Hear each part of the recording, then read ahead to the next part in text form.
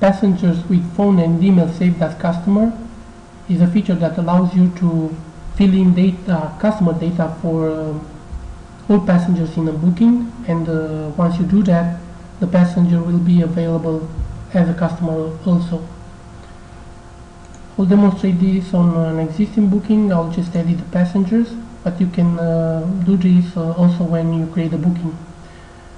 You fill in customer details for passengers using this new button, and once you press it, the customer details will be expanded, and you can fill here email, phone, address, country, and I think that's enough as an example. Save passengers, save, and now I'll create a new booking and search by this phone number, and I should get just me, Roșu.